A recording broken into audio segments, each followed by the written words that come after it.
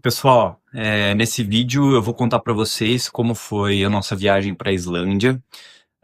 O vídeo vai ficar um pouquinho longo, mas se você tem curiosidade ou tá começando a se programar para uma viagem para lá, fica até o final, porque eu vou te falar todos os detalhes e tudo que você precisa saber para fazer uma viagem para a Islândia sem passar perrengue.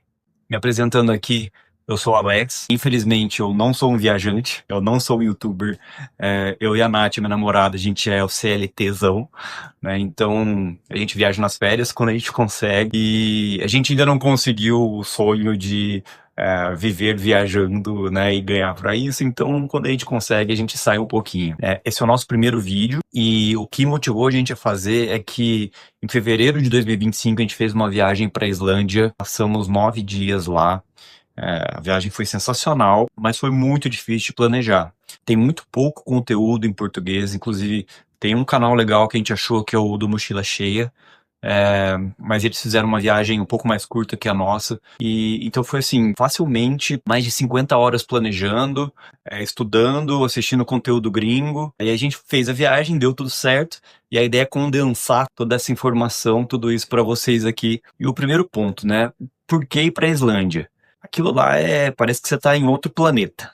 Outros planetas, na verdade, porque de repente você está dirigindo uma imensidão de musgo verde, aí de repente do nada muda a paisagem, aí é rocha preta, aí aparece montanha, aí você olha, tem o poço de lama fervente cuspindo enxofre, e de repente você olha, tem uma cachoeira gigantesca, e no final de noite tem uma aurora boreal. Então é um negócio absurdo, assim, é a natureza diferente de tudo que a gente pode imaginar. E o turismo na Islândia é um turismo mais raiz, é um turismo mais natureza.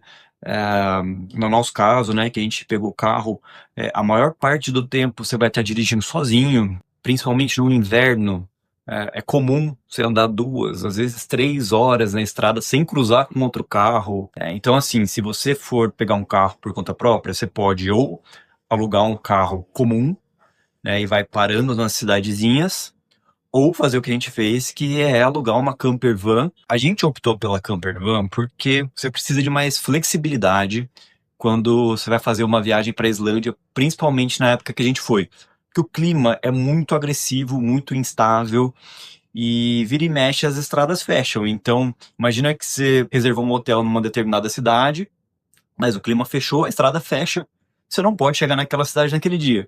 Tem dezenas de campings ao longo da Islândia, no verão tem mais, no inverno alguns fecham, mas ainda assim tem bastante camping. Então a camper van foi a nossa opção. Camper van nada mais é do que uma van adaptada para que você durma nela, né? Então tem ali na frente o volante, a direção, e na parte de trás ela é toda adaptada. A gente pegou a van com uma empresa que chama Camp Easy, ali pertinho do aeroporto de Keflavik mesmo. E a gente chegou lá, eles têm um transfer do aeroporto, eles dão um briefing, explicam tudo. A van vem equipadinha com Wi-Fi que pega na ilha inteira, fogareiro, pia, uma mini geladeira, talher, copo, prato, cobertor, aquecedor.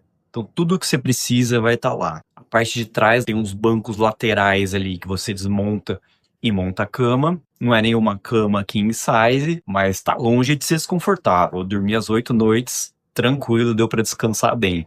E como que é dirigir na Islândia, né? A primeira coisa que eu vou falar é: tira sua PID, aquela carteira internacional. Isso evita dor de cabeça. Olha aí no site do Detran do seu estado. Aqui em São Paulo, super simples. Você pede tudo online, chegou em casa em menos de uma semana. E aí você fala assim: putz, mas vão pedir a PID quando eu estiver lá na Islândia pegando um carro? Pode ser que não peçam, mas se pedirem e se não tiver, você perde sua viagem. Então, evita essa dor de cabeça e pede a emissão, que é bem tranquilo. A gente fez um trajeto que é famoso lá, que é Ring Road, que chama. A Islândia é uma ilha e tem uma estrada, que é a estrada principal, chama inclusive de Estrada 1, que dá a volta na ilha inteira. É a estrada mais bem cuidada, mais monitorada, mas ainda assim é pista simples. São 1.300 quilômetros, praticamente inteira de pista simples, tem alguns pontos que tem uma ponte que passa um carro por vez. Então é por ordem de chegada. Se você chegou antes, você passa antes. Se você vê que outra pessoa chegou no outro sentido, você tem que esperar. Não tem acostamento.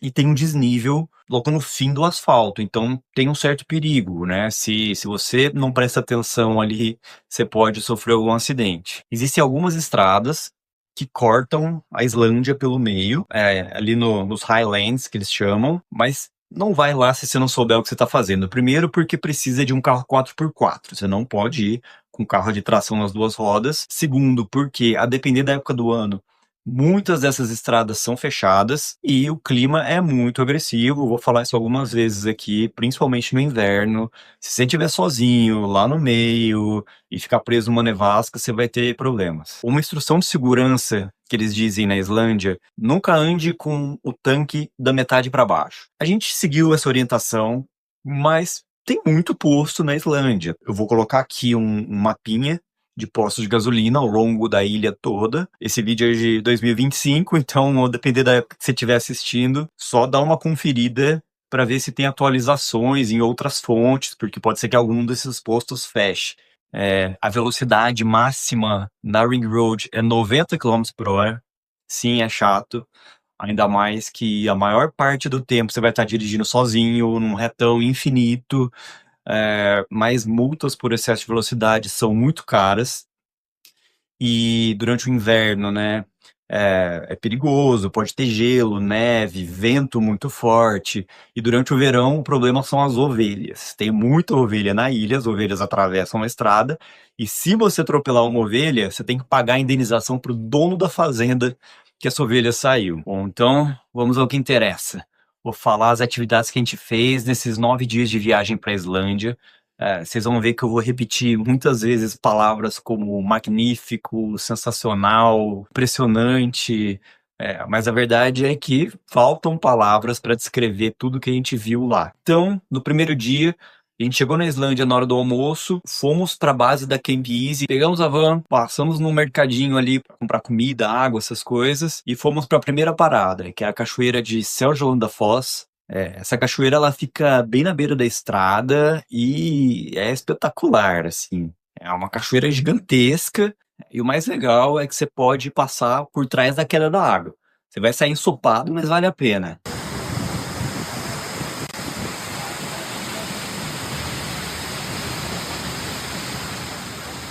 Depois a gente pegou a van, dirigimos mais uma meia hora até chegar numa outra cachoeira que chama Skogafoss.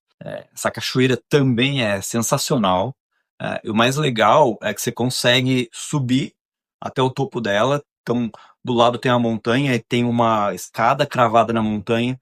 São 500 degraus, mas lá de cima você está a uma altura de 60 metros e a vista é muito bonita. Isso aí. Depois de 477 degraus, essa é a vista.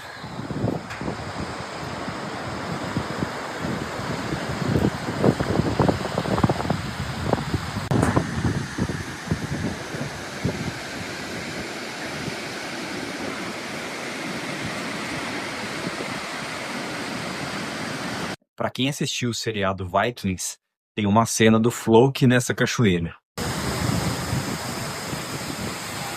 Já estava anoitecendo, aí a gente resolveu dormir no camping lá em Skogafoss mesmo, tem um camping, e foi péssimo, horrível. Eu não recomendo para ninguém, mas eu vou contar isso melhor mais tarde no vídeo quando a gente falar dos campings. Choveu muito à noite, muito mesmo, ventou muito, então a van chacoalhava com o vento, era um barulho da água batendo na lataria, então a gente dormiu bem mal essa noite. Mas no dia 2, a gente acordou cedinho ali, umas 7h30, dirigimos ali umas 2 horas e meia até a praia de Reynisfjara. É uma praia de areia preta e tem umas colunas de basalto, assim, hexagonais. É um negócio muito curioso. Parece que foi uma pessoa que esculpiu aquilo lá. E no canto tem uma mini caverna, assim, e muita gente espera o mar recuar para entrar correndo na caverna, mas é muito perigoso.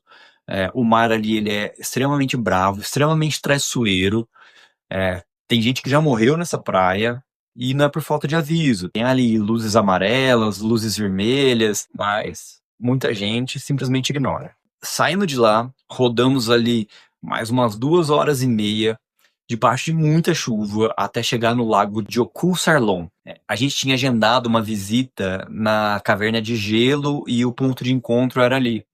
Mas quando a gente chegou, a gente viu que cancelaram a visita, porque choveu muito e a chuva inundou parcialmente a caverna, então tiveram que cancelar o passeio. Mas essa história tem um final feliz que eu vou contar mais pro final do vídeo. Ali mesmo no estacionamento do lago, tem uma praia que é a famosa Praia de Diamantes. Então esse lago, ele conecta uma geleira gigantesca que tem na Islândia com o oceano. Então cai gelo da geleira no lago, o lago canaliza esses gelos para o oceano e as ondas devolvem o gelo para a areia. Então, quando você olha em foto, é um negócio sensacional, parece um monte de diamante no chão. Mas, por conta da chuva, quando a gente chegou lá, tava decepcionante. Tinha só um pedacinho de gelo desse tamanho e o resto era só pedra. Mas essa história também tem um final feliz mais pro final do vídeo. A gente pegou a van e fomos até uma cachoeira que chama Skutafoss.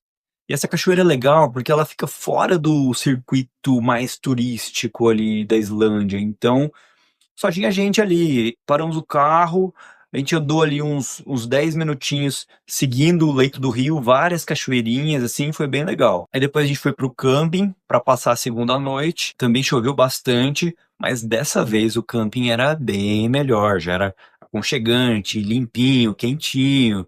Então deu para fazer comida, tomar um banho quente, deu para descansar essa noite. No terceiro dia, a gente saiu com destino pro Canyon de Studladil. E como a viagem ia demorar umas 2 horas, a gente parou na cidade de Edilstadir, que é uma cidadezinha que tem algumas opções de restaurante, mas a gente já estava cansado de ficar fazendo comida no fogareiro dentro da van, então foi uma boa hora para parar e comer em um restaurante. Depois, chegamos no Canyon, você para o carro no estacionamento, aí tem um mirante, e a gente tinha visto alguns vídeos, algumas fotos, e assim, tem aquelas paredes hexagonais de basalto, igual na praia de Rensfjara. E aí tem todo ao longo de um riacho, assim, de um riozinho lá embaixo, o riozinho, ele tem uma cor azul clara, muito bonita. Mas o dia que a gente foi, tava um tempo horrível, muita neve, gelo no chão, tempo fechado, feio, a água não tava azul, e por conta do gelo a gente não podia descer e andar ali perto da água, então a gente ficou só no mirante ali mesmo olhando. E como o tempo que já estava fechado, estava começando a piorar, com uma neblina bem forte, a gente achou melhor já seguir para o próximo camping. E aí, quando faltava uma meia hora para chegar no camping, eu olho pro lado assim, vejo uma fumaça saindo do chão. Aí você olha assim, parece que você tá em outro planeta. Jato de vapor saindo pro chão, você olha a terra borbulhando. Aí eu parei o carro e vi que a gente tava no campo de lama de Verir. Essa região tem uma alta atividade geotérmica, tem inclusive uma usina de energia geotérmica ali perto, e isso quer dizer que o magma fica muito próximo da superfície, então todo o solo ali é quente, tem até alguns avisos para tomar cuidado por onde você anda mesmo. Então você tá andando assim na terra e a terra tá quente. E de repente tem uns poços de lama, a lama fervente, assim, com um fedor de enxofre, aquele fedor de ovo podre. É um negócio muito curioso de ver. Aí depois disso fomos pro camping passar a noite. Quarto dia, amanheceu com o céu limpo. Foi a primeira vez que a gente viu o sol na Islândia. E já saímos cedinho, a gente dirigiu uns 20 minutos, chegamos na cachoeira de Godafoss, que quer dizer Cachoeira dos Deuses. Ela meio que parece as cataratas do Niágara em menor proporção, mas ela é uma cachoeira curva, assim, é um semicírculo, é muito bonito. Depois a gente foi para a cidade de Akureyri. E fica um alerta que, se você for pela estrada 1, você vai passar por um túnel. Então tem um túnel que corta por dentro de uma montanha. E esse túnel é o único lugar da Islândia que tem pedágio, né? São 2.000 coroas para passar por ali. Isso dá uns R$ 80. E não tem cabine de pedágio, não tem ninguém cobrando, não tem nada.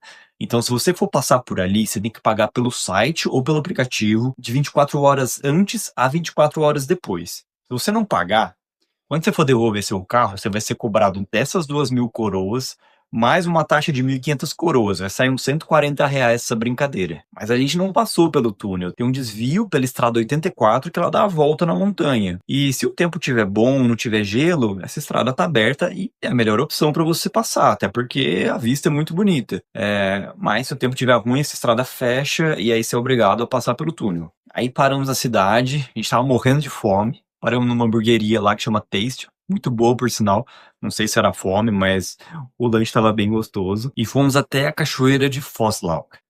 A gente chegou no fim da tarde e eu indico chegar mais cedo lá, porque essa cachoeira ela fica dentro de uma fazenda, e aí você para o carro, anda, sei lá, uns 500 metros no pasto até chegar na cachoeira e não tem placa, não tem indicação nenhuma. A gente foi pelo Google Maps ali, mas quando a gente chegou, a gente viu que além da cachoeira, tinha uma fonte termal natural do lado do rio ali. Então, o rio estava passando um pouco antes da queda da água. Tinha uma banheirinha quente, natural, muito legal. Mas infelizmente não deu para entrar porque a gente estava sem roupa de banho, já estava começando a escurecer, estava frio pra caramba. Então voltamos pro carro para chegar no camping que era ali pertinho. Essa noite o tempo fechou de novo, nevou. Mas no outro dia de manhã amanheceu com o céu limpinho. O camping que a gente estava, ele fica meio que no centro-norte da Islândia. E no noroeste tem os fiordes que são famosos, chama Western Fjords. E dizem que é muito bonito.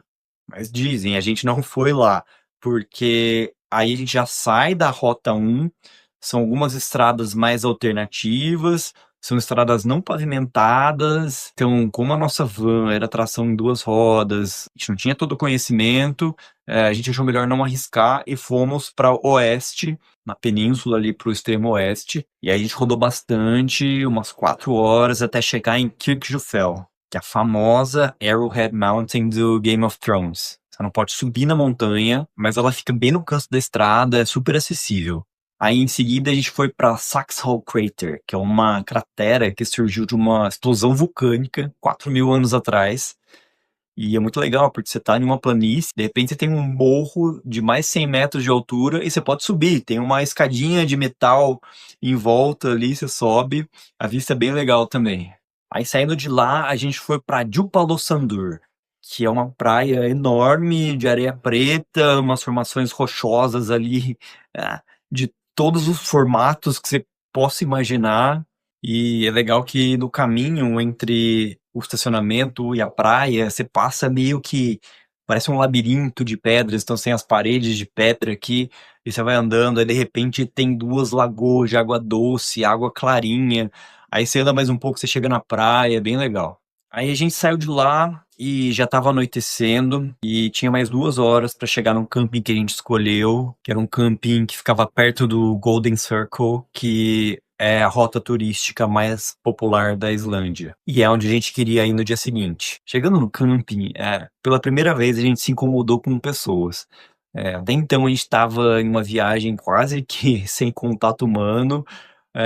Quando a gente parava nos outros campings, tinha mais umas 2 ou 3 vans, e de repente a gente entra lá e tem dezenas de vans, dezenas de carros, uma bagunça, já era 11 horas da noite, e cozinha lotada, banheiro lotado. A gente já tava meio estressado, porque tinha sido um dia pesado, foram mais de 6 horas dirigindo. Parei a van na frente do banheiro, desci para tomar banho, a hora que eu olho para cima, vejo parecia ser uma nuvem um pouco mais clara, assim.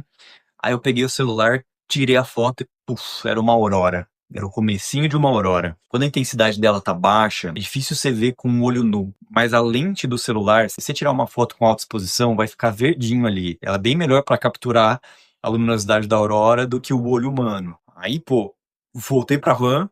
A gente foi até um canto que tinha lá no camping, um canto mais deserto, não tinha ninguém, não tinha nenhuma poluição luminosa. E aí, meu, de repente começou o espetáculo. Aquilo lá começou a aumentar, ficou mais intenso e ela começava a dançar e começou a mudar de cor e ficou mais de 1 hora ali, a gente de queixo caído olhando para aquele negócio. E tava muito frio, mas é uma sensação, não dá para falar o que que você sente quando você tá vendo uma aurora boreal dançando em cima da sua cabeça. É um negócio muito mágico. E aí diminuiu um pouquinho a intensidade, a gente estava muito cansado e fomos dormir. Na noite do quinto dia, depois de quase ter desistido de ver a aurora, porque nos outros dias o céu estava sempre carregado, e aí, de uma forma inesperada, ela aparece e foi espetacular. No sexto dia, cedinho, a gente acordou e andamos uns 50 minutos até chegar no Parque Nacional de Tinvellir, que era o nosso próximo destino. Esse parque é muito interessante, mas antes de ir, assiste os outros vídeos no YouTube, olha o mapinha, porque lá dentro as placas que mostram a direção de cada atração são confusas e contraditórias. Então você olha uma placa, ah, vou pra lá, você vai andando, andando, andando, de repente não era aqui, era lá.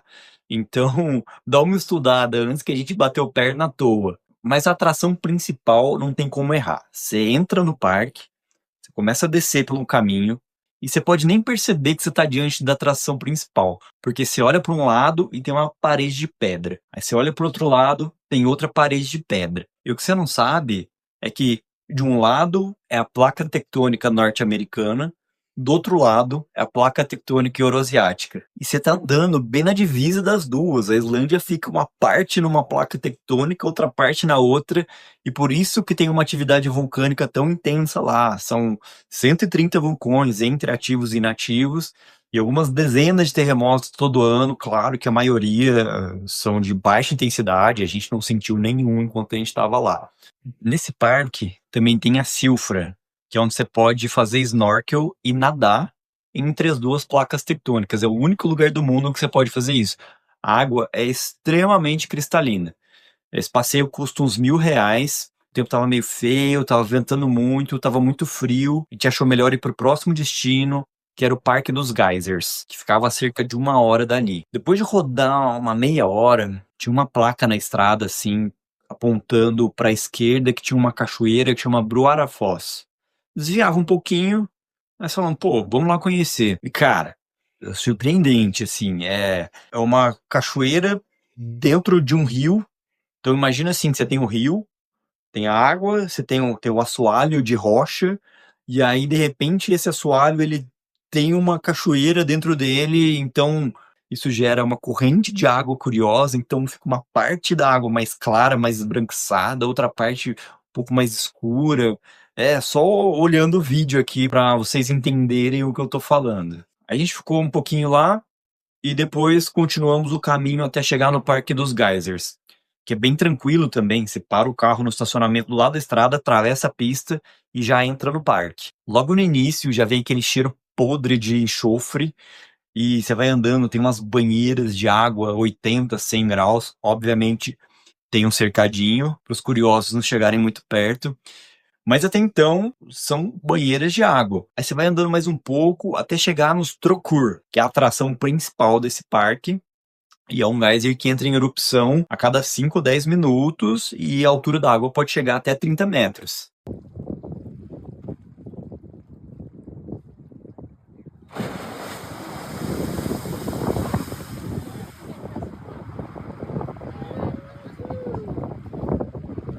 Nesse mesmo parque tem o tal The Great Geyser, que a erupção dele pode chegar a 60 metros. Isso torna ele o segundo maior geyser do mundo, só que ele está inativo, ele só entra em atividade quando tem terremoto ou alguma atividade desse tipo. É uma dica, tem um caminhozinho que te leva para o alto da montanha, não vale a pena. Você vai lá à toa, ah, legal, você vai olhar tudo lá de cima, mas é bem mais interessante você estar ali embaixo, perto dos geysers. Nesse dia, completamos a volta na Islândia, foram mais de 1.500 quilômetros, e como a gente ainda tinha 3 dias de viagem, a gente resolveu fazer de novo a costa sul, que foi prejudicada pela chuva quando a gente passou lá pela primeira vez. Então a gente dormiu num camping numa cidade que chama Selfoss.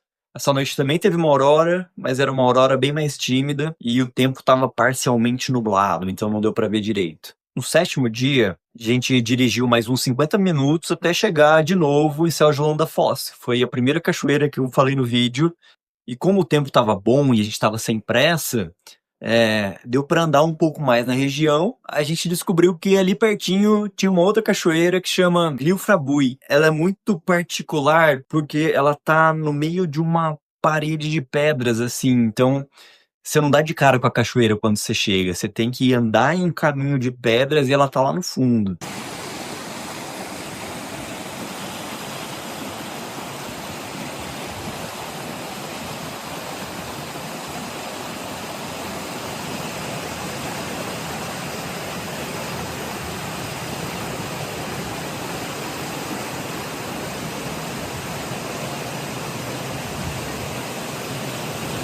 E você pode chegar bem perto, tinha um monte de gente indo, mas você vai se molhar muito. E apesar do tempo tá bom, tava 3, 4 graus, então a gente ficou olhando ali um pouco mais de longe, só contemplando. Depois a gente foi para uma atração ali do lado, que é o Plane Wreck, que é uma carcaça de um avião da Marinha Americana, que teve um acidente na Islândia na década de 60, mas sem graça, a gente só foi porque era ali do lado mesmo. Um parênteses, que na Islândia tem uma outra carcaça de avião, que é mais famosa, mas é uma caminhada de 1 hora para chegar lá, então a gente achou que não valia a pena. A nossa próxima parada foi o farol de Djurhali. A vista é magnífica, o farol fica em cima de uma montanha bem alta, e é um despenhadeiro, na verdade. Aí você olha lá para baixo, tem uma praia preta infinita, até onde você consegue enxergar, mas tomem cuidado, porque tem uma proteção, mas é uma proteção baixinha, e o vento é muito forte, então você pode mesmo se desequilibrar, ou vai pegar o celular para tirar uma foto, bate um vento, o celular vai embora. Então é muito bonito, mas cuidado. Depois do farol, a gente foi de novo na praia de Rensfjara, na esperança do mar estar um pouco mais calmo, mas o mar estava pior. E dessa vez a praia estava lotada, cheio de gente inconsequente, chegando muito perto da água, tava perigoso o negócio ali. Com a melhora do clima, a gente ligou para a empresa Troll Expeditions. Eles são um dos que vendem o passeio da Caverna de Gelo. E a gente comprou de novo para ir no dia seguinte. Então, no 8º dia, a gente saiu cedinho e foi lá pro lago Jökulsárlón. Faltava mais de 1 hora para começar o passeio, então a gente foi de novo na Diamond Beach. E dessa vez, a praia estava lotada de iceberg. Tinha de tudo quanto é tipo, tudo quanto é tamanho. Iceberg do tamanho de cadeira, do tamanho de mesa, do tamanho de carro. E aí, quando deu o horário, a gente foi pro ponto de encontro, a gente entrou numas caminhonetes gigantonas lá que eles têm, e aí era um caminho de 20 minutos até chegar na entrada da caverna. Nesse tempo, o guia foi contando história de moradores antigos ali da região, e você olha pro lado, tem uma montanha aqui, né, com cascalho, terra. O que você não sabe é que embaixo desse cascalho, dessa terra, tem gelo. E conforme vai ocorrendo o degelo, vão se formando câmaras ali que vão virar as cavernas de gelo. Então, do nada, tem um buraco aqui, uma portinha que você entra e você começa a fazer o caminho na caverna de gelo por várias câmaras. A gente passou quase 1 hora andando ali e é uma cor azul inexplicável. É só vendo os vídeos aqui também pra vocês entenderem do que eu tô falando. E aí, esse foi o último passeio de natureza na Islândia. Era o penúltimo dia. No último dia a gente queria passar em Reykjavik, que é a capital da Islândia. Então a gente pegou a van e rodou mais 4 horas na direção de um camping ali pertinho de Reykjavik. Esse dia foi mais desafiador na estrada, a gente pegou uma nevasca de noite e aquilo lá, não tem acostamento, a pista é simples, tem um desnível, se errar ali você cai e capota, tem que dirigir com cuidado.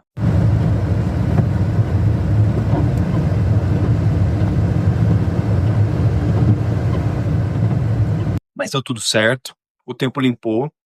Quando a gente chegou no camping, as nuvens abriram e tivemos mais uma aurora de despedida, muito bonita. Aí no dia 9, último dia, a gente foi para a capital Reykjavik, paramos o carro num estacionamento ali no centrinho e ficamos passeando a pé ali. Então, primeiro a gente foi na igreja de Helgrimur, que é aquela igreja famosa, tem uma arquitetura muito curiosa.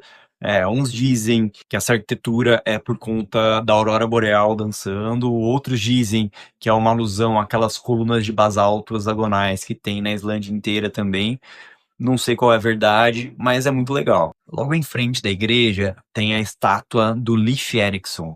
Quem assiste Vikings Valhalla vai saber de quem que eu tô falando. O Leif Erikson era um viking islandês 500 anos antes de Colombo, foi parar onde hoje é o Canadá. Ele estabeleceu um assentamento ali, tem registro arqueológico que prova isso, mas em determinado momento eles abandonaram esse assentamento, provavelmente por confrontos com os nativos. Mas parando de falar de história e voltando para o assunto do vídeo, a gente ficou passeando ali no centrinho, tem um monte de lojinha de souvenir, um monte de restaurante, e quando chegou no fim da tarde, a gente foi procurar um camping para dormir, mas bateu uma canseira absurda, já fazia 8 dias que a gente estava dormindo numa van, e a gente já estava meio de saco cheio, e mais de saco cheio ainda de ir num camping lotado, e o camping lá em Reykjavik era lotado, então a gente tomou a sábia decisão de dormir num hotel naquela noite. Aí no outro dia de manhã, a gente levou a van de volta para a base da Camp Easy, eles fazem uma vistoria ali rapidinho e depois te levam para o aeroporto. E aí acabou a viagem da Islândia. E agora vamos falar dos campings. Tem muito camping na Islândia.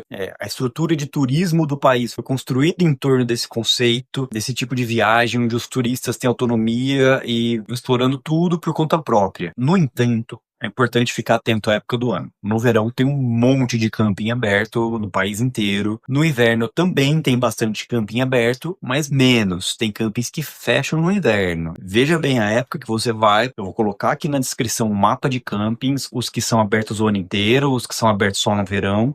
Mas lembre-se que esse mapa é de 2025. Não confie plenamente nisso e quando você for, busque informação. A própria empresa que aluga as vans pode ajudar. A Campiz deixou com a gente um tablet que tinha todas essas informações, qual camping está aberto, qual camping está fechado, hoje tem posto de gasolina. Prestem bem atenção nisso. Então vamos lá. Quais campings a gente ficou? A primeira noite foi um camping em Skogafoss, que é aquela cachoeira que eu falei para vocês do Floki lá de Vikings.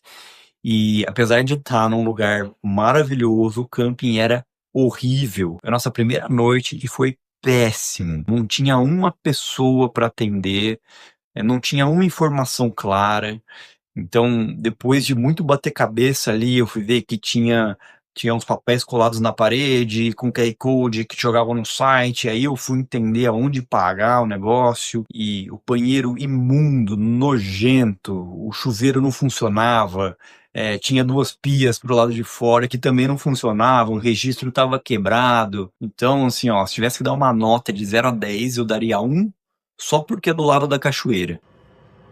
Passa. Estamos aqui, dentro da nossa van, Sem banho. noite 1, no camping aqui da Skogafoss. Uma merda no camping. Péssimo, Tem péssimo. um chuveiro e não tem torneira. A torneira do chuveiro tá quebrada, o banheiro imundo, nojento. Pior que banheiro de estádio. Não Ué, contem com isso. péssimo, péssimo. Mas faz parte da aventura. Isso aí. A segunda noite, a gente ficou no camping Fossardalur. E aí mudou da água pro vinho. Quando a gente chegou também não tinha ninguém, mas tinha na porta, de forma bem clara, um aviso falando que o staff não fica lá no inverno, então eles simplesmente deixam ali a estrutura aberta, destrancada, com tudo, toda a estrutura, uma cozinha completa, banheiro, e aí você vai lá, aponta o QR Code, faz o pagamento e fica lá, na confiança. E a localização desse camping é bem legal, tem uma cachoeirinha ali na frente, é muito bonitinho. Eu daria nota 9, só não dou nota 10 porque ele é pequenininho. Quando a gente estava lá, tinha só a gente mais 2 vans, mas se você pegar uma época de alta temporada, com mais gente, pode ficar meio incômodo, porque é só um banheiro, a cozinha nem é tão grande assim. Na terceira noite, a gente ficou nesse camping CJA. Chegando lá, uma senhora recepcionou a gente passou o cartão ali na maquininha na hora para ela. Tinha um banheiro bom ali, um banheiro decente. O problema é que a cozinha fica numa área externa, hein? Então, se você for fazer alguma coisa na cozinha, você tá no frio no inverno. E como a água congela na tubulação, a pia da cozinha não funciona. Mas o mais importante é ter banheiro limpo, então eu dou nota 7 para esse camping. Na quarta noite a gente ficou em Bakkafrost, um camping bem legal, uma cozinha muito bem montada, bons banheiros, banheiros limpos, grandes. A única questão é que assim, tem uma estradinha de terra que você tem que pegar para chegar lá, o camping fica de um lado e tem um hotel que é do mesmo dono que fica do outro lado. E para tomar banho, o banheiro com chuveiro fica do lado do hotel. Então você tem que ir lá, você toma banho e depois você volta. Tranquilo. Para mim a nota desse foi 8. Na quinta noite a gente ficou no camping Fossatum. Esse que eu comentei anteriormente, que eu odiei, ele é bem caro, é o dobro do preço dos outros, e ainda assim não te dá direito a entrar na cozinha. Se você quiser usar a cozinha deles, tem que pagar mais 1.000 coroas, que vai dar ali uns R$ 20. É, o banheiro não é suficiente para o tanto de gente, porque ele lota demais. Então, parece banheiro de clube, nem é tão limpo, então não gostei, nota 3. Na sexta noite, a gente ficou no Selfoss Guest House Camping. Também não gostei, pouco banheiro para muita gente, dezenas de vans, o camping fica no meio de uma cidade e não foi legal, muito hypado, nota 3 também. Na sétima noite, a gente ficou no Scatafel Campsite, gostamos bastante, a questão é que não tinha cozinha, tinha só uma pia ali para você lavar a sua louça ali que você faz na sua van, mas o importante é que o banheiro era bom, banheiro grande, amplo, várias cabines de banho, banho quente, água pressurizada. O problema desse camping é o horário. Se você chega depois das 8 da noite, você só pode pagar depois das 10 da manhã do dia seguinte. Então, se você chegar tarde e quiser sair cedo, eu não sei o que você faz, porque não tem pagamento online. A gente chegou depois das 8 e a gente saiu às 10 da manhã do outro dia, quando chega uma pessoa lá para te cobrar. Esse eu dou nota 8, gostei das instalações, mas essa questão do horário pode ser meio chatinha. Na oitava noite, a gente ficou no Gata Free Campsite. É um camping grátis. Até acho legal essa ideia altruísta dos donos, né? Os donos têm uma fazendinha ali e aí eles liberam a galera para parar as vans ali na propriedade deles e não cobram nada por isso. Você pode pagar se você quiser doar dinheiro para eles, mas infelizmente tem pessoas sem educação no mundo inteiro. Então, o banheiro estava imundo, as instalações ali estavam bem precárias, então também não achei legal. E nesse caso eu dou nota 3 porque era grátis, senão daria 1. Foram essas 8 noites em camping, porque a última noite a gente dormiu no hotel. Agora vamos falar dos custos da viagem. Primeira coisa que eu preciso falar é packing por excesso. A gente usou muito cartões de débito internacional, como por exemplo o do C6 Bank e da Nubank. Então, a Nubank eu carreguei em dólar, o C6 eu carreguei em euro, e tranquilo, não tive problema nenhum. Você passa em qualquer maquininha, em qualquer lugar lá você passa, mas sempre tenha um cartão de crédito, se possível, mais de um cartão de crédito, com mais de uma bandeira. A gente teve alguns problemas para fazer compra online com uma bandeira específica. Aí você fala, mas eu não vou fazer compra online na Islândia. E eu te digo, vai facilitar a sua vida. A maioria dos estacionamentos das atrações turísticas, a Zona Azul em Reykjavik, você paga tudo por aplicativo. E o outro ponto importante de falar é que praticamente não existe dinheiro cash. É tudo cartão. A moeda da Islândia é a coroa islandesa e em fevereiro de 2025, 24 coroas equivaliam a R$ 1. Então vamos para os custos. O primeiro custo que a gente vai falar aqui é de combustível. A van era diesel e o litro do diesel estava na faixa de 330 coroas, dá cerca de R$ 13,75. Aí você fala, eu vou pegar um carro a gasolina. A gasolina era 50 centavos mais barata, então não adianta. A gente rodou 3.000 quilômetros no total. A van fez uma média de 14 quilômetros por litro. Então, no total, foram R$ 2.900 de combustível. Tem 3 principais bandeiras de posto na Islândia, mas clientes da Camp Easy têm 5% de desconto no que chama N1. Segundo custo, o aluguel da camper van. A gente pegou 9 dias de camper van e ficou equivalente a R$ 5.700. Um terço desse valor foi seguro, mas façam seguro. Você vai andar em estradas não pavimentadas, com pedrinha que vai bater no vidro, pode trincar o para-brisa. Durante o caminho, eu encontrei um indiano que estava desesperado, que ele tinha trincado o para-brisa e estava sem seguro. Terceiro custo foram os campings. Você vai pagar na média R$ 80 por pessoa por noite. Os hotéis são bem mais caros. É difícil achar um com menos de R$ 800 a diária. A gente gastou então R$ 1.280 com 8 noites em camping e R$ 700 com uma noite no hotel em Reykjavik, que deu ali uns R$ 2.000 em estadia. O quarto custo é custo com o mercado. E aqui é uma boa notícia. Por incrível que pareça, o supermercado na Islândia é barato, é quase que o preço de Brasil. Uma Coca-Cola 2 litros, por exemplo, você vai achar pelo equivalente a R$ 10. Então tem esses mercados tipo Bônus, que é esse que é um porquinho, que é o logo, tem na ilha inteira, na Islândia inteira. E a gente comprava muita pizza congelada, umas pizzas boas, a gente fazia no fogareiro na van. Era R$ 20 cada pizza e dava para uma pessoa tranquilo. Massa congelada, tinha muita massa congelada boa também, saía de R$ 20 a R$ 30 por pessoa. Então deu para economizar dinheiro com o supermercado lá. Restaurantes, Comida em restaurante é cara. Se você for comer fast food, pizza, sopa, hambúrguer, você vai pagar R$ 100 por pessoa, mais ou menos. Já se você for comer comida islandesa, que nem é tão boa assim, você vai pagar pelo menos R$ 300. Custos com estacionamento. Normalmente os pontos turísticos têm estacionamento pago. Não vai ter ninguém te cobrando lá, não vai ter cancela, não vai ter nada, mas vai ter um totem. Ou você paga pelo totem, ou você paga pelo aplicativo Parca. Na média, cada estacionamento em ponto turístico custa R$ 40, te dá direito a ficar até o final do dia, mas ninguém fica até o final do dia. Você para lá para ver a cachoeira, você fica meia hora e vai embora. Mas nisso foram R$ 40.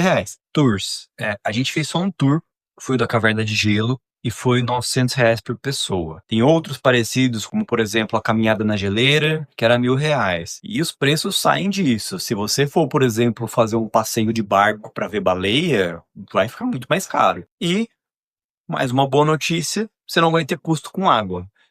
A água na Islândia é abundante, a água de toda a torneira é potável, é de excelente qualidade e é 100% grátis. Não vai me comprar água engarrafada em supermercado. Nos próprios supermercados você vai encontrar sempre uma torneirinha ali do lado, consome a água natural mesmo. Então, consolidando todos esses custos, em 2 pessoas a gente gastou R$ 15.921 em 9 dias, que dá mais ou menos R$ 888 por pessoa por dia, considerando tudo menos a passagem aérea. A Islândia é um país completamente diferente dependendo da época do ano que você vai. Verão é julho e agosto. É altíssima temporada, é a melhor época para fazer trilha. Normalmente as estradas estão abertas, a temperatura vai estar ali entre 10 a 20 graus. Mas se a sua ideia é ver a aurora boreal, não vá no verão, porque nessa época o dia dura quase 24 horas. Então se tiver de dia, você não vai enxergar a aurora boreal. No outono, que vai de setembro a outubro, você já aumenta um pouco a chance de ver a aurora, mas ainda assim, se esse for um dos objetivos da sua viagem, não recomendo essa época. As temperaturas começam a baixar, vai ficar ali entre 0 e 15 graus. Algumas das estradas lá para os Highlands já começam a fechar, mas ainda assim dá para fazer quase tudo na ilha. O inverno é de novembro a março. É a época que eu fui. Eu fui no finalzinho de fevereiro. São os melhores meses para ver a aurora boreal. Mas cuidado em focar só nisso, porque, por exemplo, no fim de dezembro, começo de janeiro, os dias são muito curtos. Você vai ter tempo mais que o suficiente para ver a aurora, mas você vai ter poucas horas de luz do dia para fazer todas as outras coisas, inclusive dirigir.